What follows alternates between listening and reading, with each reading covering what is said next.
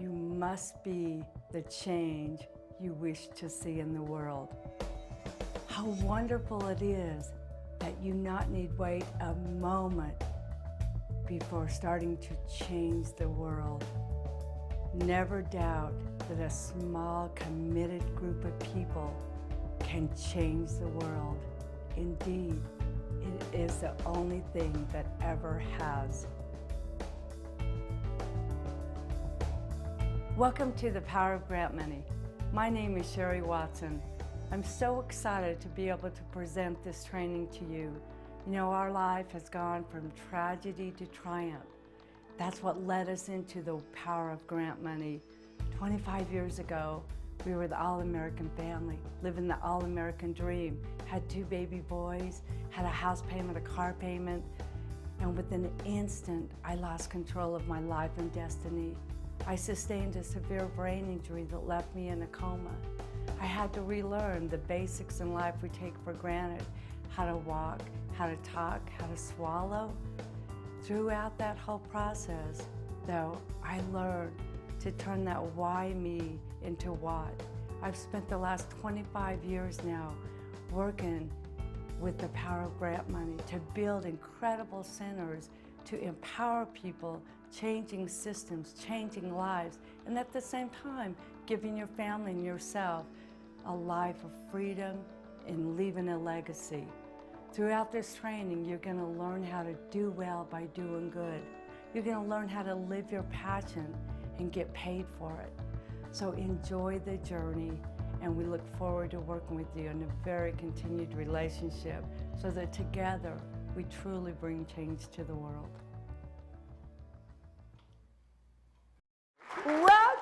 Welcome to the Power of Grant Money. Welcome to New Mexico, my home state, and to have you guys come and enjoy New Mexico and the power of grant money.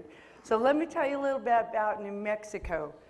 Our state question is red or green.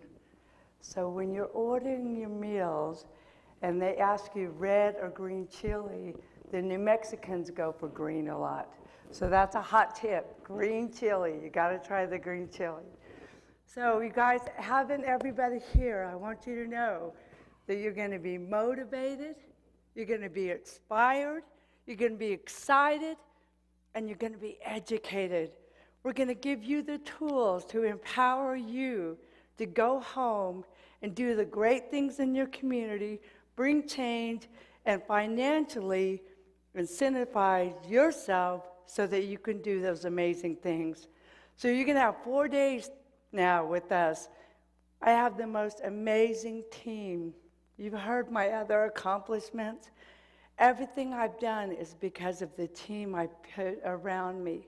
And I've been more blessed with the team, with the power of grant money, than any team. And so I want to take this time to introduce you to our team. And in these next 4 days, spend every spare minute you can with the team. So first of all, I want to introduce Mr. Brett Elliott. Raise your hand, Brett.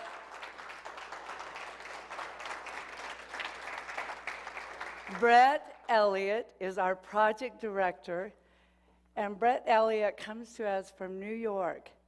When I first met Brett and started talking to him about his experience, his expertise, I knew whatever it took, we needed him to help our students that come to us grow their project.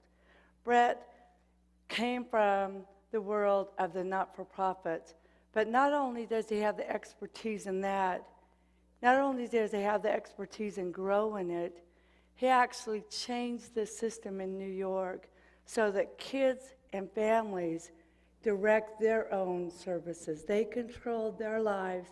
They know what they need best for services. Brett was a leader in changing the whole paradigm.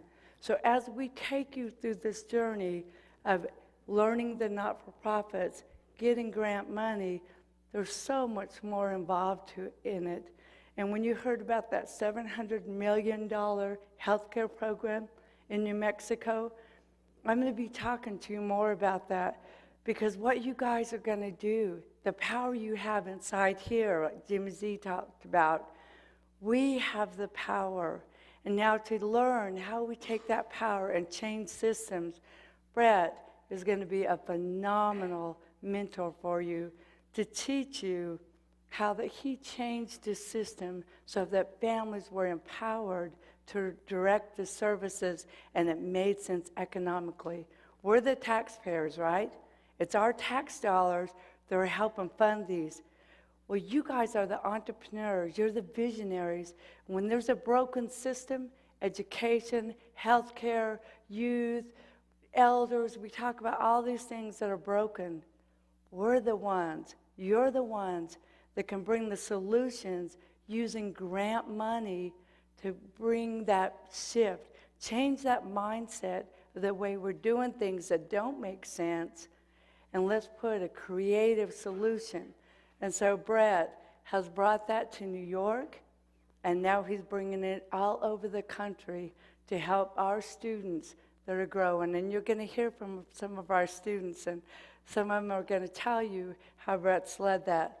And then we have Aaron Watson. Aaron, raise your hand. And how many of you have talked to Aaron Watson? That's great. Aaron is that holds us all accountable. He's the glue to the Power Grant money. He's the director of marketing. Not only that, he has his hands in every aspect of our business, working with the clients, working with the Total Success students, working with making sure everybody gets here, doing strategy sessions so he can come back to the team and say, there's a lot of folks focused on housing. There's a lot of folks that have talked about veterans.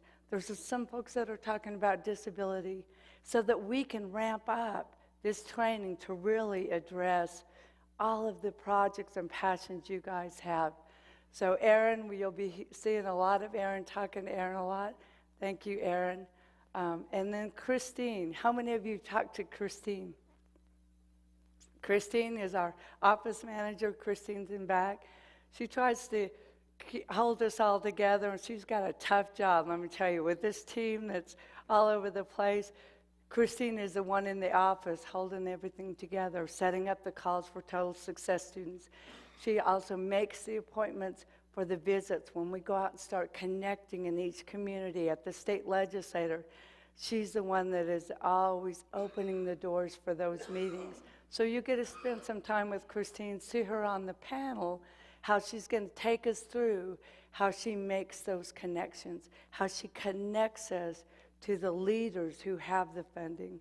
And then next to her, we have Josh Baca, who is also doing a lot of our work during this training, to kind of our IT person that is going to kind of make sure everything's going okay. So if you need anything, Paul or Josh, will you raise your hand?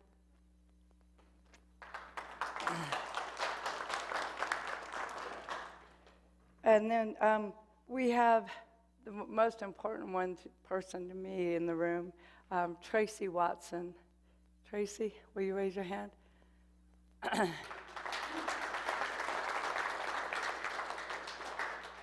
Tracy has been on this journey with me for 29 years, and so you'll get to hear a lot of stories throughout the 4 days, some from his perspective, but then I get to have the last say-so, so I like that part. But, you know, I'll tell you right now, when we first were going together and got engaged, and he finally proposed, and he said, you know, if you marry me, I'll take you on the ride of your life. And he says from that day on, he's been hanging on for dear life. So, and then we've been very, very blessed. Out of all the corporations I built from the ground up and the people's lives I've changed and empowering communities, having a business where we brought our family together and having a business where we're growing this and watching and planting seeds all over the country with people like you that are sitting here, that are doing the fantastic things in your communities. So with Derek, and you'll meet him, he's our oldest son. He's working on a lot of tremendous projects that are going to help you guys. He'll be here later. And then we've got daughter Carissa. She's been doing a lot of the setting up and getting things going. She'll be here. She'll end this seminar for us. She goes to college in Oklahoma. And so you see where we built our team. And our youngest daughter, Natty, is in California, newlywed, that is helping build things for us. But the power we've got from the people that have come. Mr. Jim Connors, I want you to raise your hand, Jim.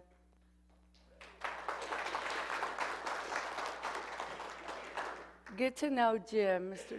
Jim Connors and I have had the great pleasure of connecting in Aztec, New Mexico.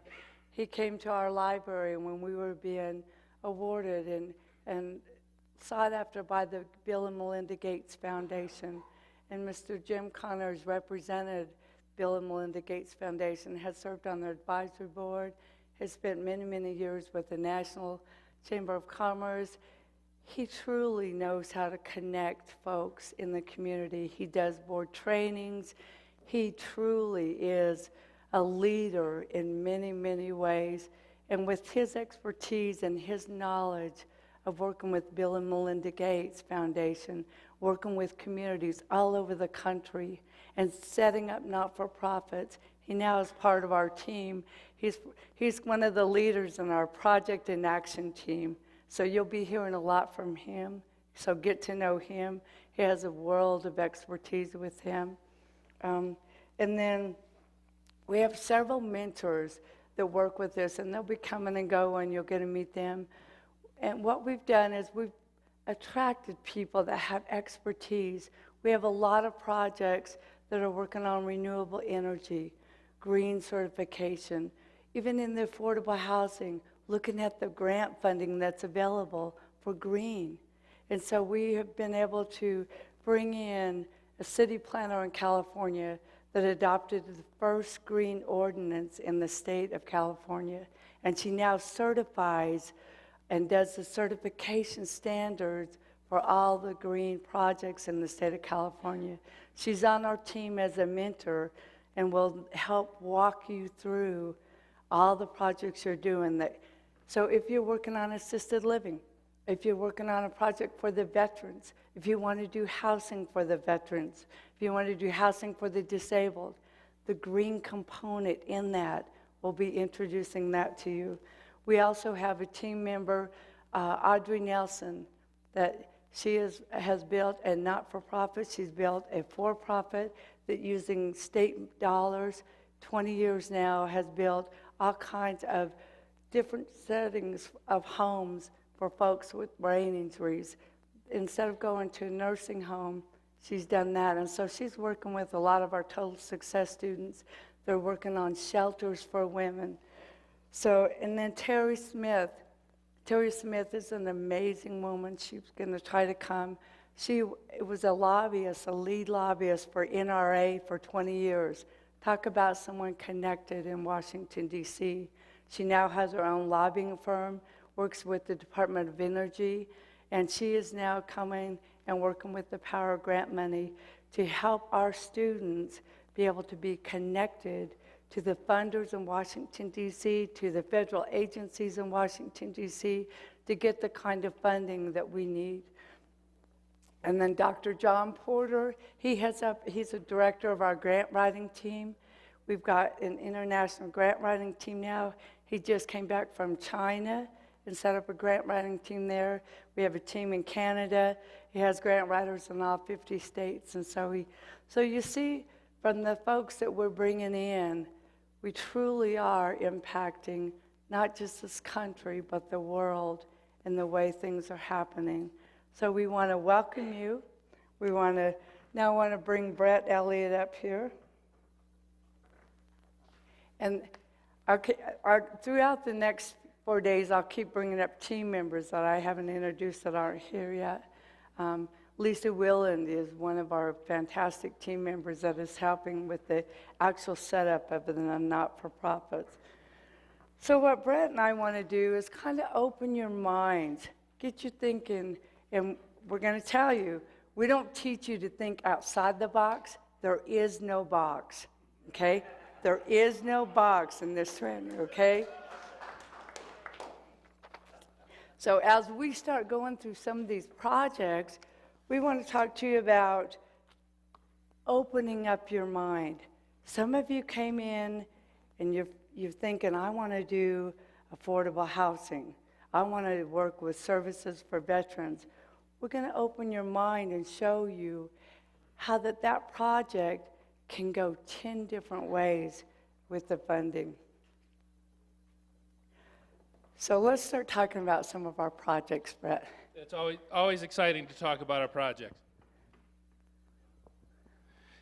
And as we take a look at the national research projects that we've utilized within the national research area, we've got a program in Maryland that's working in the addictions field.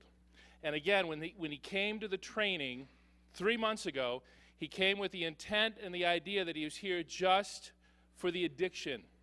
I'm just looking for addictions research to support people in that process. When he's left, he's now looking, we just got done with a visit with their organization, and they're including financial literacy in the piece because he's seeing the connection between the finance, getting financially set, being financially fit in a family, and how addiction impacts that. Something that over a course of 4 years, their committee had never considered. But again, standing on one foot, closing one eye, and looking at things in a different way, realized how that blending can happen and take place, that it has opened their mind to other funding sources. And one of the reasons I really connected with him, when he was at our last training, sitting right where you are, you're sitting over there, and just, he was so absorbed. I could tell that there was such passion. He had a not-for-profit for 6 years, but had not done anything with it. But he had found purpose in his life. He had gone through a journey himself through addictions and had gone through all the rehabs and all the AAs and all the things that were out there, and none of it had been successful. And as they started doing the research, finding out 3%, 5% success rate on the way we're doing those programs, and he got together with people who had been through it, and they developed the most amazing program with results that are 90% and that are 10% as costly as what we as taxpayers are paying in this country for those things. And so he sat there and listened to my story with brain injury. And when you hear that $20 million that I got, the very first thing I did when I went from having my brain injury to 2 years of rehabilitation, to starting a support group, to then going to a state foundation we set up. We didn't know what we were doing, but we knew we had a purpose. We knew our voices mattered. And then we went to Galveston, Texas. We got a grant. Didn't know what a grant was yet. Moody Foundation said, we'll give you a grant, because he had a son with the brain injury. His son was sitting in the back bedroom. His son was a young man who had, like the rest of us, their families were told, put us in a nursing home. And those few families that defied the odds went against medical advice and said, we're bringing them home. And we learned how to live again in the community instead of being relegated into a warehouse in a nursing home or an institution. And we went and we did Operation Empowerment. You guys, you have so much power in your communities with you leading. We got folks together and said, we want to make a difference and change the way services are being delivered to us. And we got together, 82 of us in a room just like this. And the Moody Foundation paid our way, paid our hotel. We sat in a room with civil rights leaders. We sat in a room with disability leaders. We sat in a room for 4 days and did Operation Empowerment. We went through who are our oppressors, what is oppression, who are our allies, and we developed a plan of action. And I got elected president. We elected officers, and we set up a national foundation, and I was president, and the next thing I knew, I was flying to Washington, D.C. Never flown, as a little country girl, couldn't walk, couldn't talk, but we were going to change the world. And so when I went to Washington, D.C., and had to work with Congress, didn't know what Congress was, I'm telling you these stories, remember those hot tips? To let you know that as you're sitting here right now, as long as you've got the passion and the purpose, you can do whatever needs to be done. We took that and we went to Congress and we said, we want centers where people with brain injuries are part of it, not just a medical model, but we need to have a voice in what made us better. How did we get back in the communities? And the first bill I worked on with the help of Jim Brady, we went through Congress, got $20 million to set up 4 regional brain injury centers that we were part of. And we changed economically the way this country was doing brain injury services. We were charging $40,000 a month to put us in rehab and then send us to a nursing home. We took that same pot of money and we redirected it into the community so folks like me that had gone back to the community college and they got a retired kindergarten teacher that taught me how to read and write versus sitting in an institution being charged $150 an hour to sit in front of a computer. I learned through the community. We took that and we taught everybody how that would work.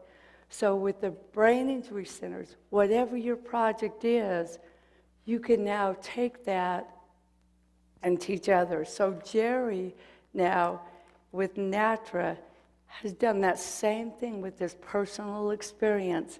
And when we started connecting in Maryland 2 weeks ago, the governor has a new initiative because addiction programs aren't working.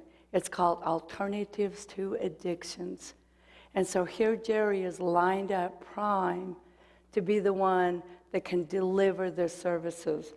So the next one, Brett, is the foreclosure services. Well, and we actually, Tracy, and you're going to hear from Tracy later on, I believe it's going to be on Sunday, as we talk about the foreclosure model that we're working with within the Power Grant money of connecting foreclosure financial literacy, being involved in your community, utilizing community resources and addressing that to make a difference and to impact, because there is such a need. And Sherry and I, and you're going to hear stories. We keep talking about stories, but last night we got together. I was just stopping by Sherry's room real briefly, and then, well, did you hear that yesterday when they were talking about, and Fannie Mae said, and well, 45 minutes later, but it's all about foreclosure and what's happening. Huge things are happening in the area of foreclosure.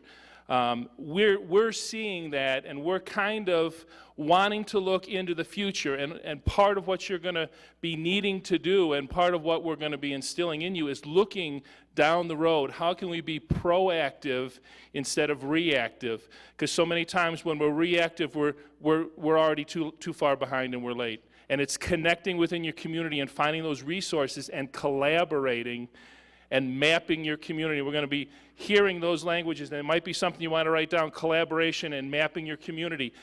Those are some of the things that we're going to talk about ongoing that are vital. And we have 14 of our projects, 15 of our projects are specifically focused on, have a financial literacy component, but each one of them looking to impact the needs of the community, and we are seeing that every community is needing a financial literacy component. The President just in January of this year established the President's Committee for Financial Literacy, and right now from June until December, they are benchmarking. Why do you benchmark? You benchmark to see what the need is. What is that saying to us? That's saying to us that there's going to be some money put into financial literacy education sometime before the end of this year, leading into next year. What does that mean we have to do? We need to seriously take a look at how we can include financial literacy in whatever we're doing. And we've got projects that are specifically focused on financial literacy and are being very successful, and you're going to hear from Sharon. At some point, she's going to share some huge, Sharon is one of our Total Success students, and she has she's just been bursting, and I'm going to not say anything about that anymore, except when you hear from Sharon as she talks about her project and what her program is doing in Florida and the great things that are taking place. You'll want to spend some time with Sharon and seeing what she's doing and how she's doing it, because she's making great inroads. And when I said there is no box, here's a perfect example. There's so much grant money right now for housing counseling, financial literacy, because of the foreclosure tsunami, because of what's going on in this country right now economically. And so the projects we have, autism, we have an awesome autism project. Never, ever would have they thought, and they said this, that one of their first projects is financial literacy training and housing counseling. But as the doors started opening and they had no box, it made sense. It's their families they're working with, all the folks they're working with need that training. That was the first grant funding to get them going. Jerry with NATRA, when we went and talked to First Mariner Bank in Baltimore, he said to them, we need housing counseling. You need to be offering this to the people you're working with. We can send you 125 people a month to do housing counseling and pay a fee for service for you to do housing counseling. So we're going to be opening you up to showing you where the money is and how can you weave that into your project. It gets your foot in the door. Like you said with Sharon, we have so many total success students, just one in Utah called Hope. You'll be hearing a lot about them. They're doing housing counseling, which is getting their foot in the door to now be doing down payment assistance, affordable housing, loss mitigation. You'll hear from Tava from Altria. He's one of our total success in San Diego, that his program is expanding because he put his first foot in, just like Sharon, to get that seed money for housing counseling, and now it's growing. Now there's funding. So pay attention to the paper, to what Congress is doing. Every other day we're hearing they've allocated $100 million for housing counseling. They've got $2 billion over here for housing counseling. That money goes to HUD, and we then hook you up with where the funding is from HUD then to get you that money. So let's talk about another neat one, the Equestrian Center. Again, no box.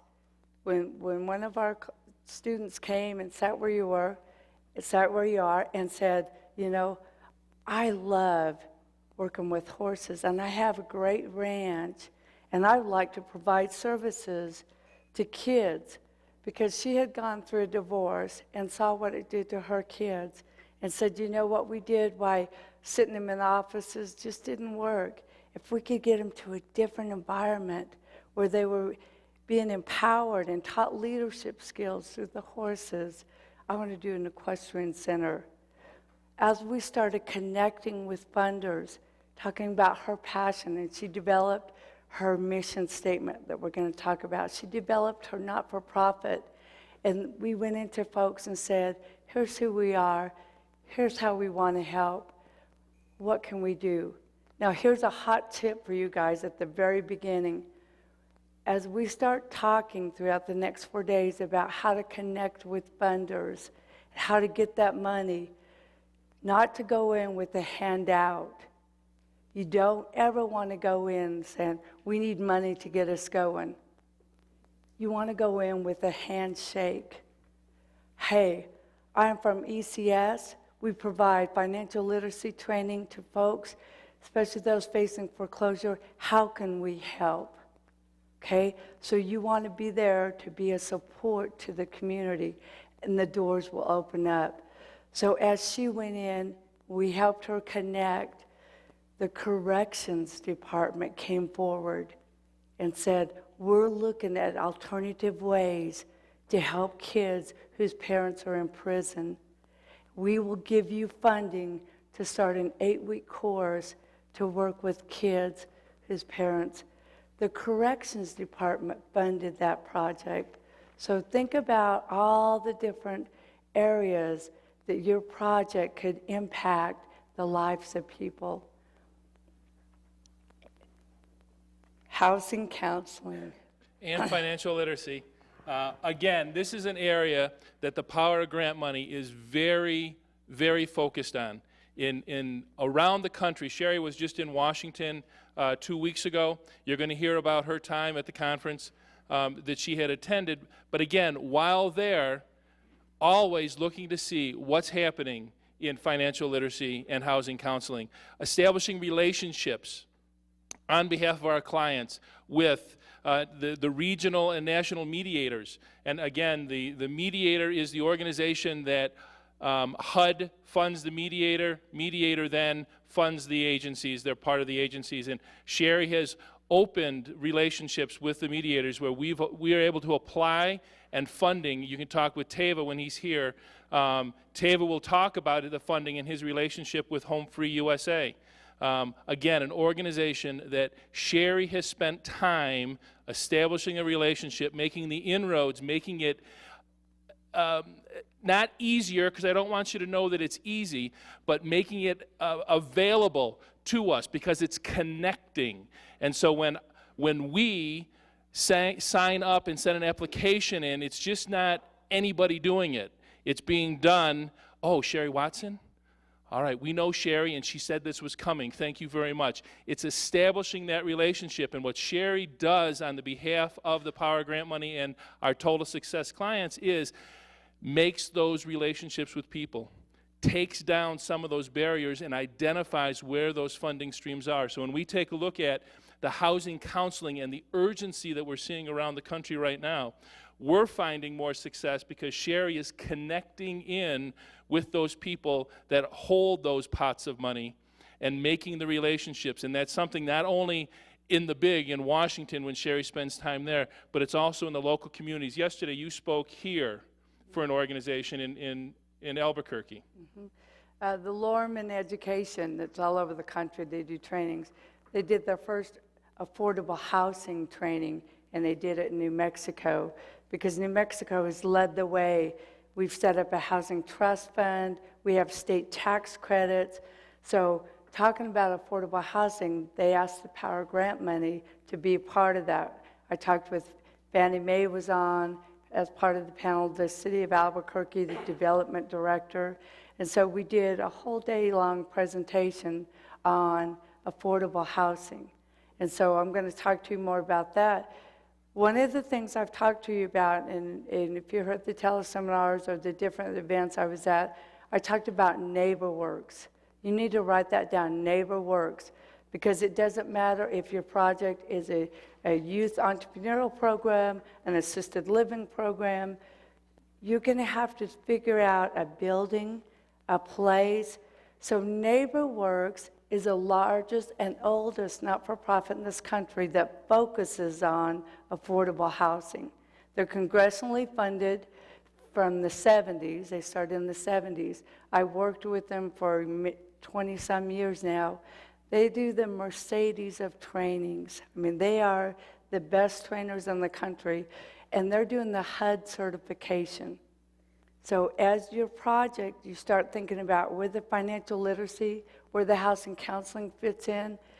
To become HUD certified opens up tremendous doors. Sharon's working with GMAC. I just told you about First Mariner. We're working with Bank of America, Wells Fargo. It's getting ready. Congress is doing a bill right now. It's going to be mandated that people get housing counseling before they get their mortgages and loans. So you guys are in a perfect place at a perfect time to be gearing up, to set up your not-for-profits, to get us in that door. Well, NeighborWorks has contracted with HUD. They do all the HUD certification trainings. We've had 31 of our Total Success students that we have hooked up with different fiscal agents to get the HUD certification. But as it's getting more and more immediate, the time is now. The classes are filled up. The folks in Maryland have a chance to start counseling 125 people right now, but they need HUD certification. All the classes are filled up in Chicago, in Florida, California. We've tried everywhere. Well, we still have at least 15 total success students. They're almost there. So I started working with NeighborWorks. I talked to them when I was in Washington, D.C. How can we bring the Power Grant Money students to a different level of urgency and that need? And as of yesterday, I got a call from NeighborWorks on Monday, and instead of all the fiscal agents we're sending people to, NeighborWorks is going to come and do a training with the Power Grant Money students in September or October. That's major. So now the Power Grant Money can be a certifying agency with NeighborWorks doing the training to get folks geared up and ready and get their HUD certification. So that was a big one. Very exciting. Youth and Family Services.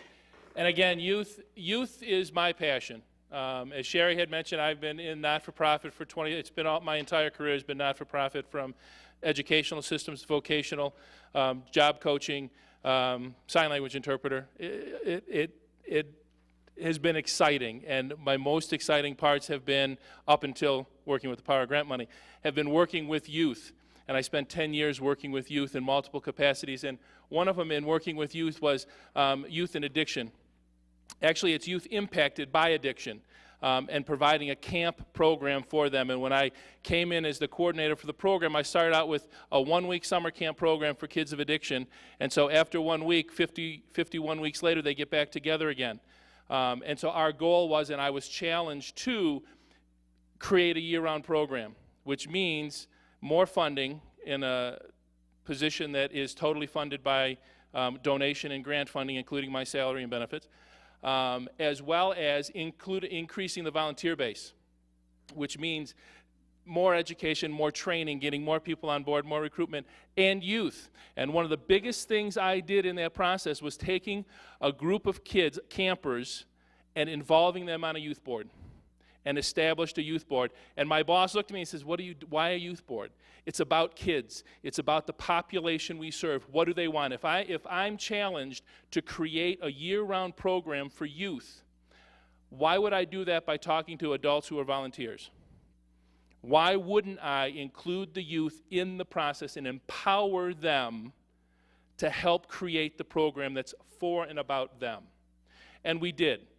And we were very excited by it. In the course of the 5 years that I was there, we were able to bring the volunteer base up to 125 volunteers, and we impacted 300 kids a year in year-round activities, providing services to family. We included the meals, we included holiday events, but it was the youth, it was the population that we served involved in the program development.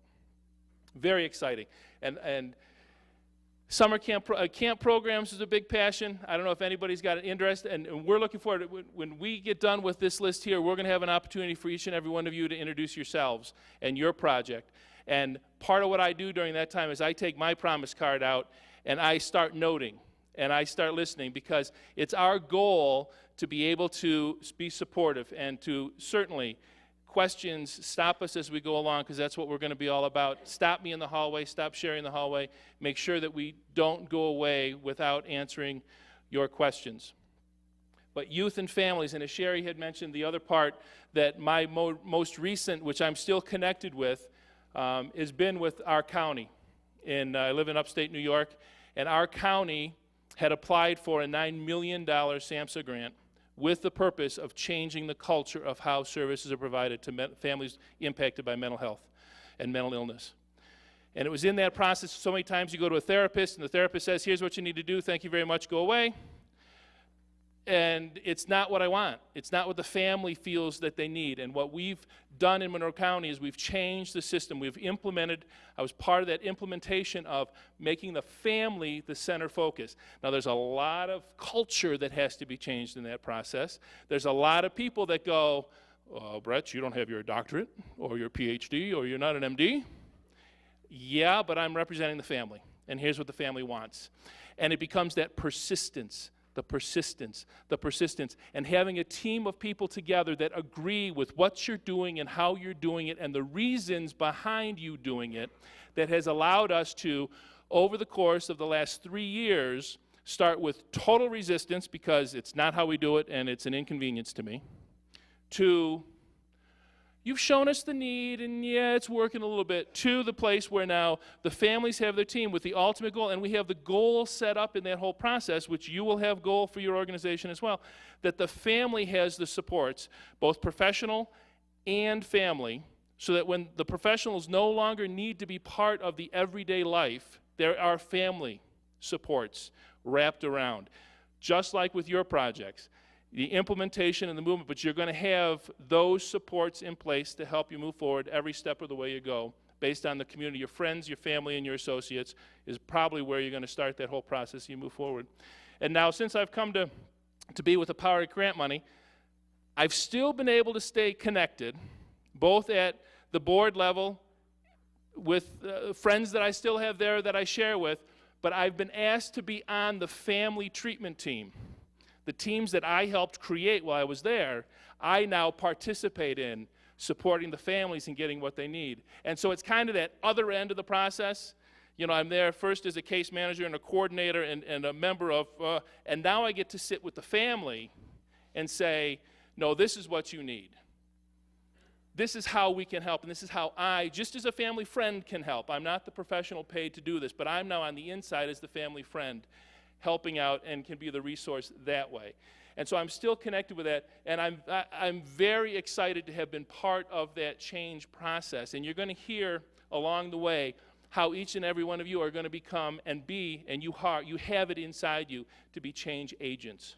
Yeah. It's just a matter of giving you the tools to, one, recognize that you have the ability, you have the skill, and we're just going to wrap that around with your passion that you have to truly be a change agent in whatever field, whatever area that you want to impact within your community.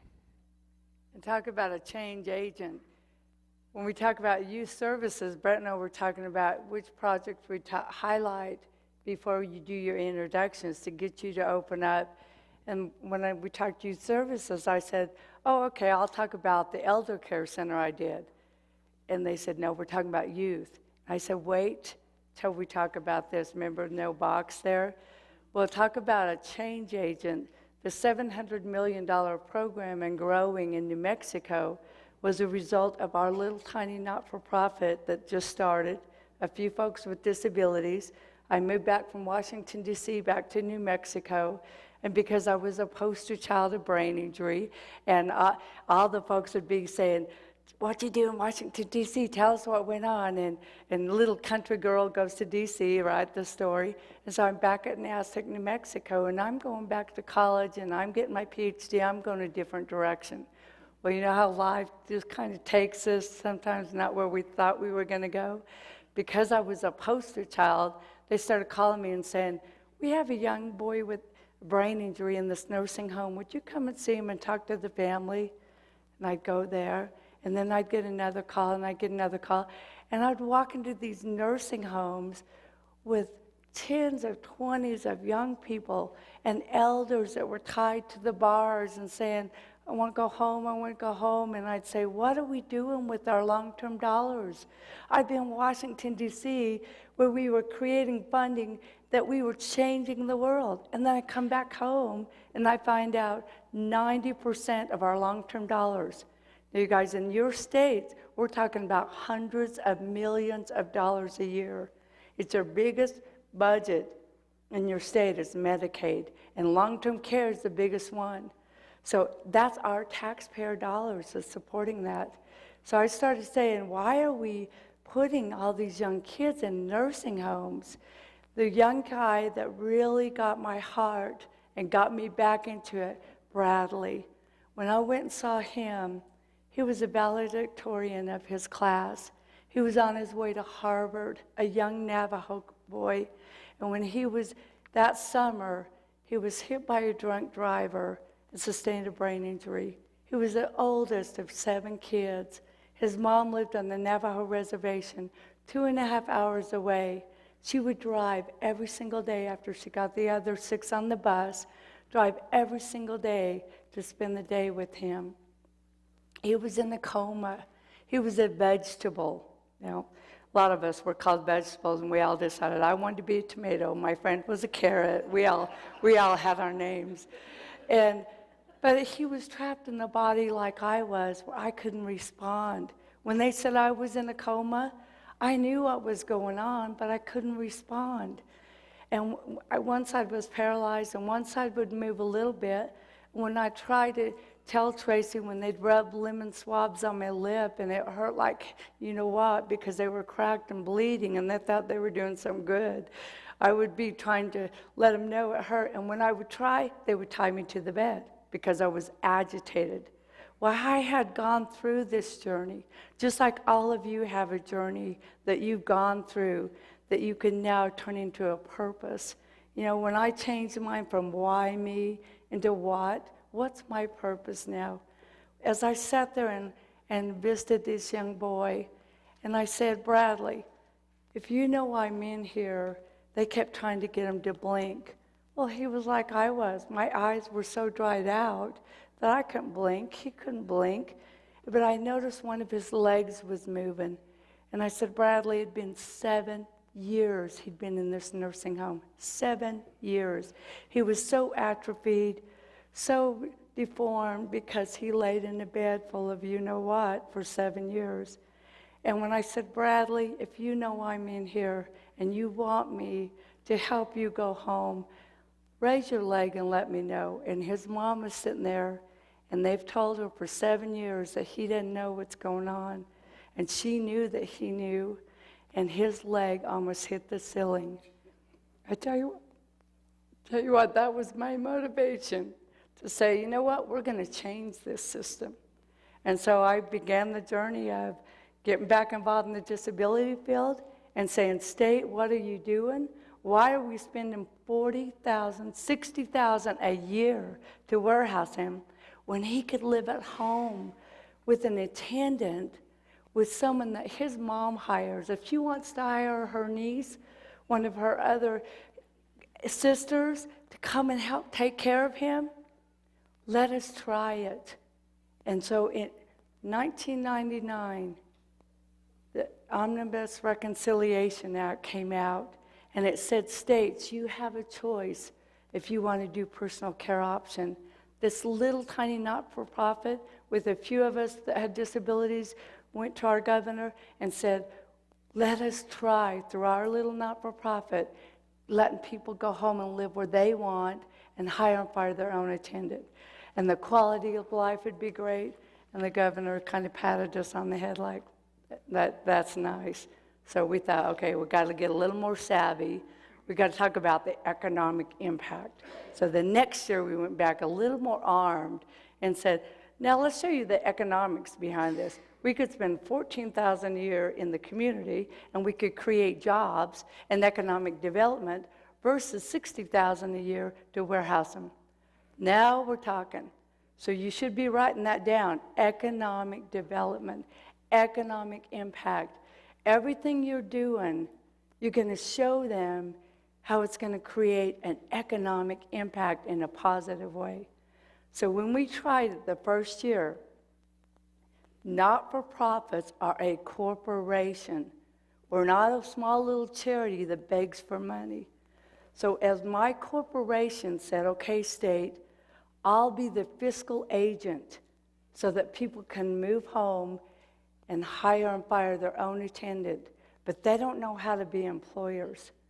So all of a sudden we're sticking them out there to be their own employer. So I'll be the fiscal agent. I'll process payroll, I'll take out FICA, all that kind of stuff, so that they can go be the employer. But I'm going to charge you, state, for doing that. I charge $200 a month per person to do the fiscal part. Well, then as we started doing it, I said, you know what? We need to train the elders, people with disabilities, how to be employers.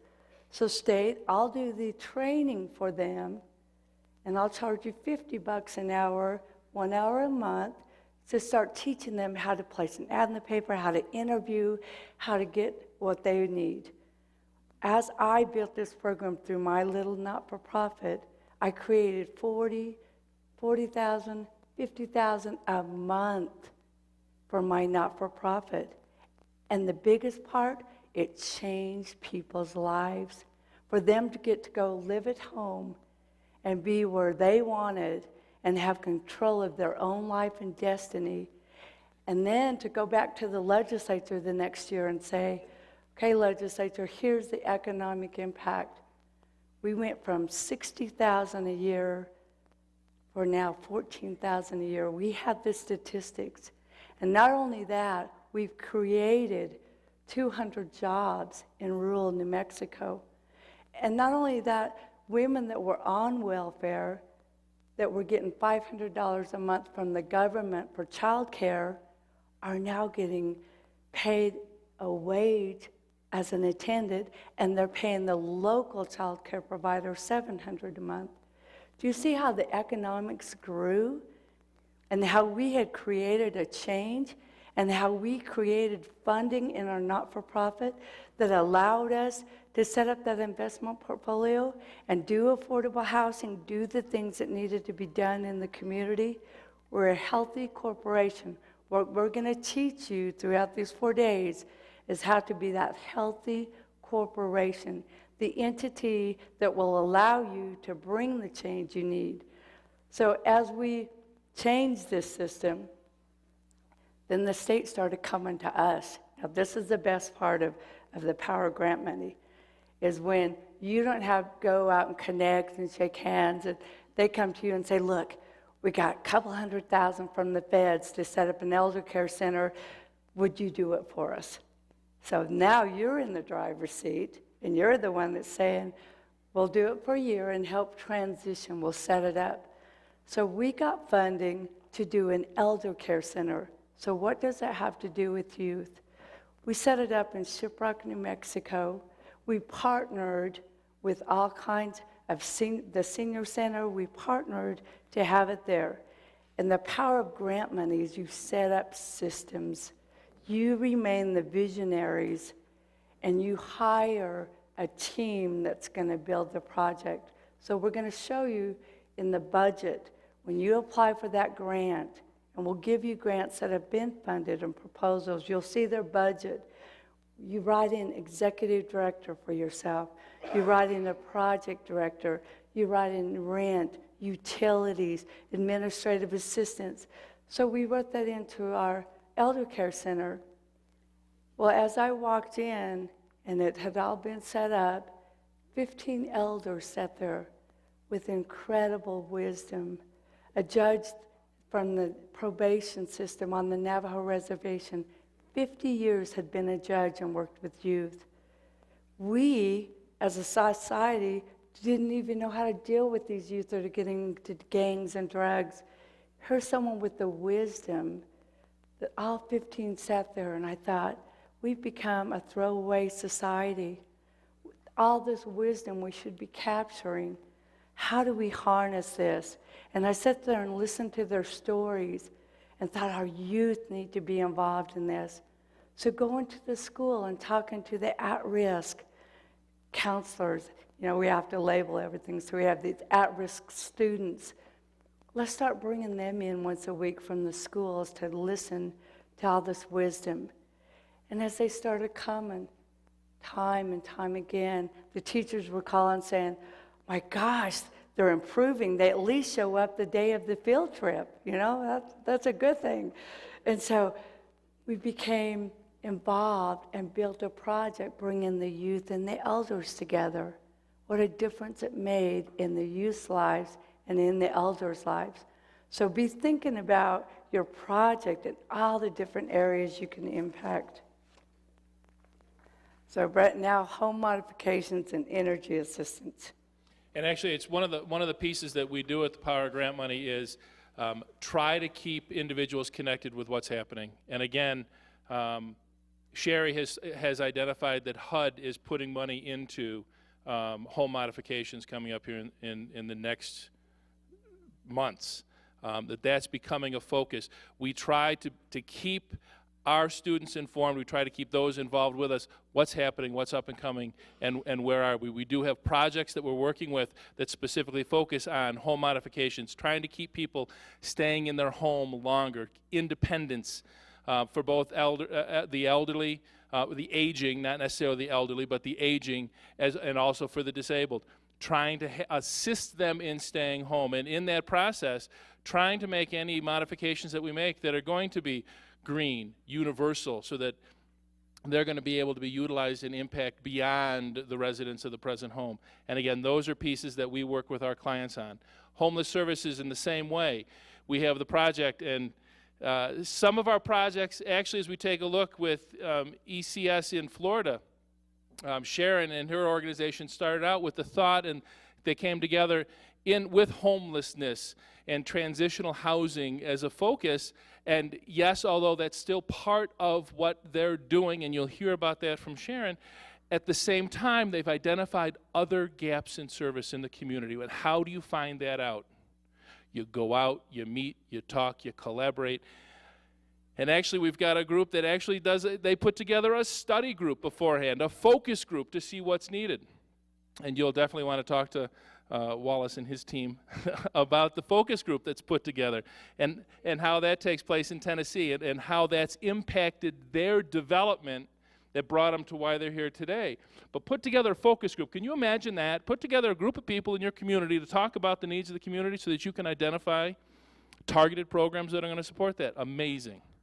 What an idea. And here's the power of, we're talking about Sharon. They sat where you guys are sitting, and they came together from different areas of Florida.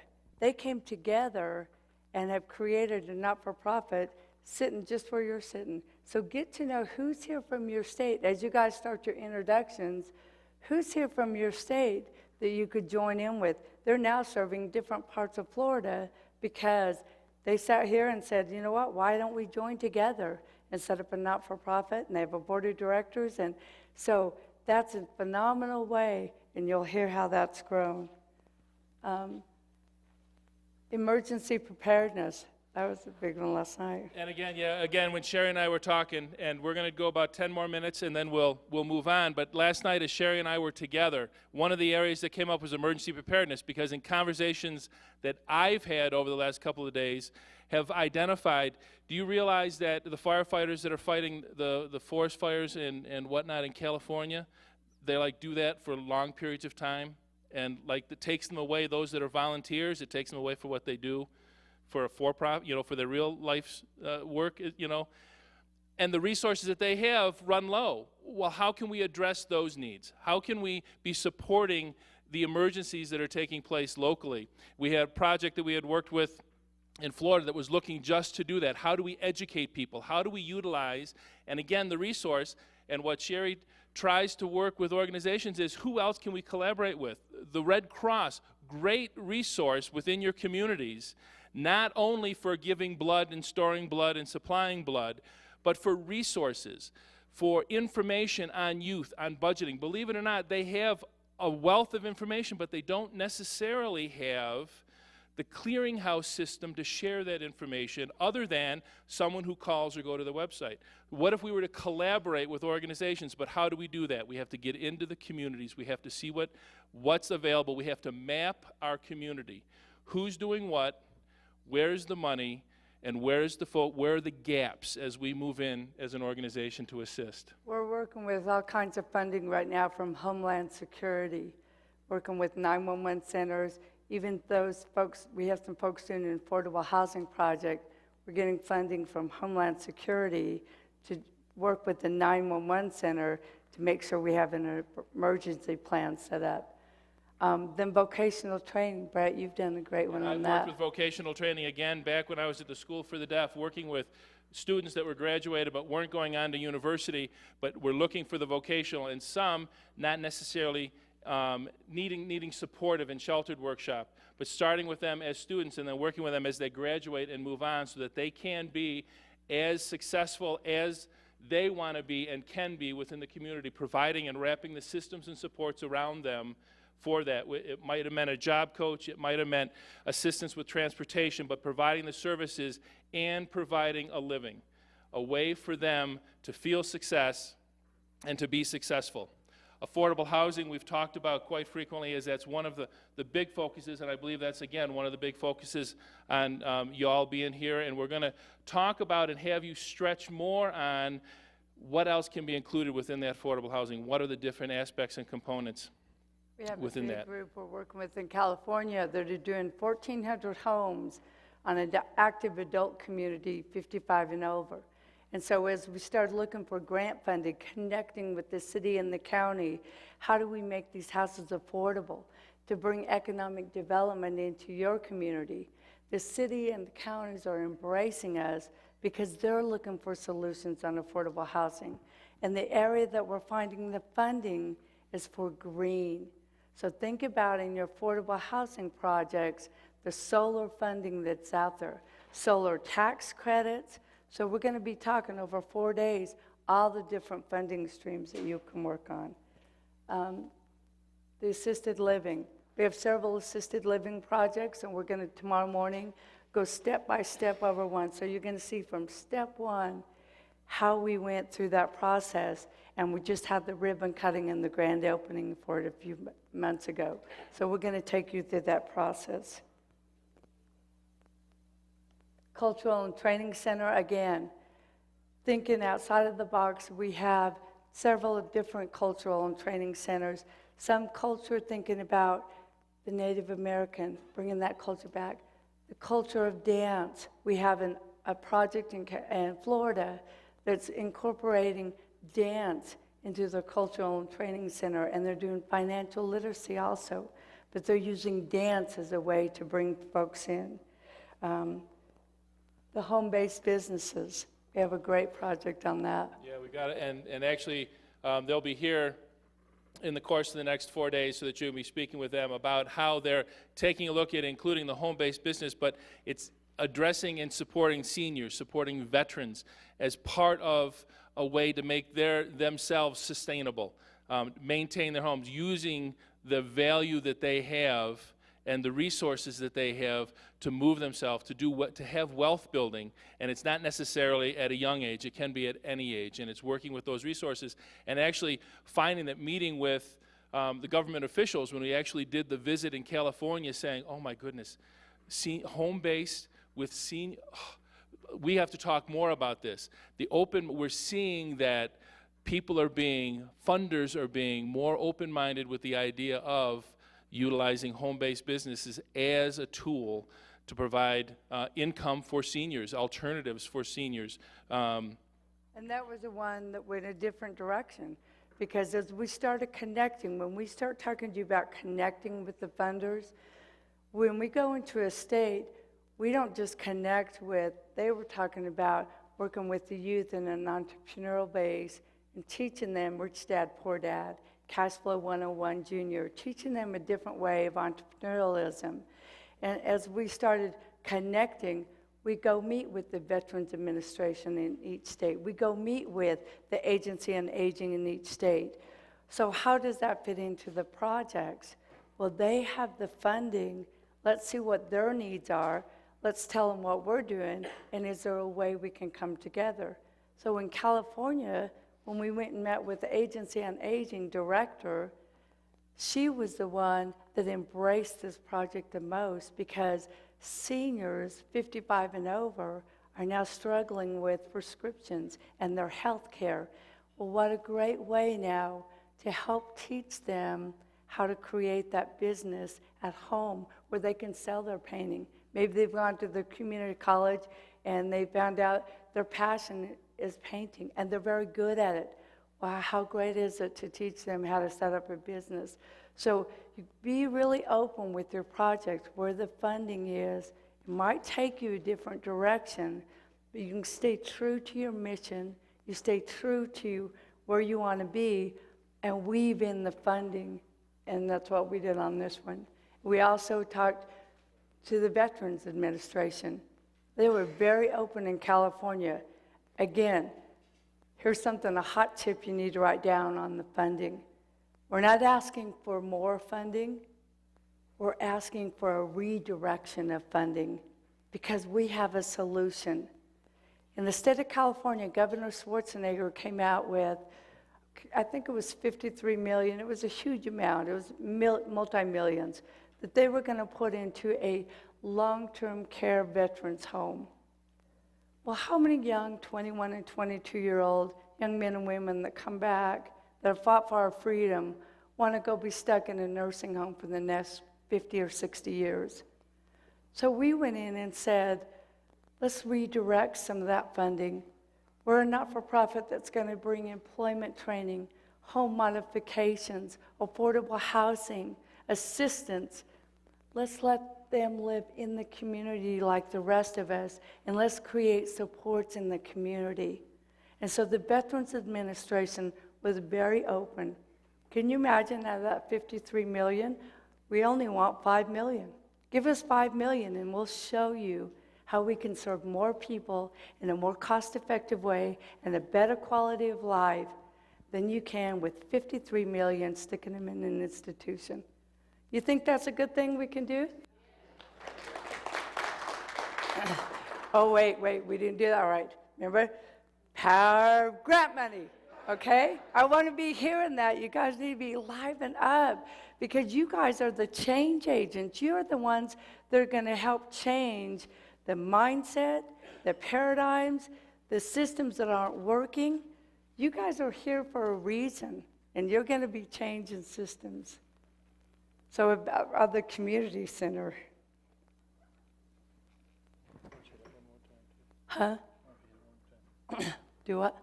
I was going to say, throw the next one up too as we go, because Oh, again, the okay. community centers, as we're including the community center in a project that we're working with, is, again, it's faith-based and expanding out from the existing services they have. They want to be involved more in the community to be more of an impact as they move forward. And also taking a look at continuum of care. Another piece, another word, another phrase that we need to be noting is a continuum of care. We're looking to support people not in just the now, but how can we support them into the future as we take a look at it. How can we take a look at affordable housing and include a community center in the midst of it all? How can we build community within all of our projects that we're working on, whether it be affordable, aging, seniors, veterans, but how can we be building community, how can we bring communities together? And we do have and work with projects that are physically working on community centers themselves, but also those organizations that are including other facets into their project, making it part of their passion. And within the community centers is a place of gathering and coming together. And again, the services for seniors and the disabled. We're working with some manufactured housing projects that have become affordable housing projects. Think about it. We've got several states now that are now putting a priority in their funding through the state housing authorities through manufactured housing. We're creating community centers within the manufactured housing places, so we have a community. Everything in this country, not everything, a lot of the direction go in this country is mixed-use development. You're going to hear that a lot. That's where a lot of our funding is going. That was talked a lot about yesterday from some of our leaders from Washington, D.C., Fannie Mae, Freddie Mac, HUD, that we're putting funding toward mixed use. Mixed use is bringing community together again. It's building, we have a great project here in Albuquerque called the Sawmill Project. It's a mixed use. It has folks that are low income, it has lofts, it has condos, it has folks, you don't drive by it and go, oh, that's the low income ghetto, you know? We're bringing a community together. We're building retail right there. So you hear mixed use, well, now we're doing that through affordable housing, through these manufactured housing projects. So that's also another avenue of affordable housing we're going through. So what we're going to do now is get you guys involved. And throughout our years of trainings, there's about 7 categories that we see that folks, as you introduce yourself, be thinking about the category that you're most passionate about or that your project is focusing on the most. And we want you to look at these 7 categories because we're going to put you in group with folks that have the same passion and project. So you're going to be moving away from the folks you're sitting with. And we're going to be doing that after lunch, though. When we come back after lunch, you're going to come back in. But as we're going to take a break first, and then when we come back from the break, we're going to be you're going to have an opportunity to introduce yourselves. But we want to have you see this slide because as you hear other people, as you talk about your passion, see where you might fit into any one of these 7 categories. Well, I don't fit in. Well, again, let's think about standing on one foot, closing one eye, and looking at things in a different way. How might you see yourself fitting in one of these categories as we move forward? And hopefully you had a couple examples that might have seen how we matched different areas together, from sharing some of the success, the stories that Sherry and I have had that we've developed, the total success clients that we work with on how they've blended what they're doing, but see where you might fit in here.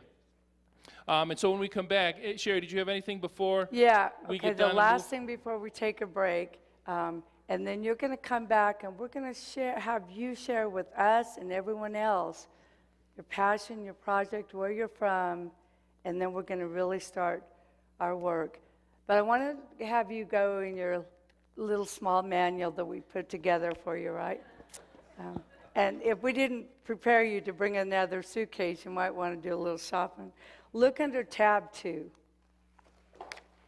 And at the beginning of tab 2, we've put our scope of work in there.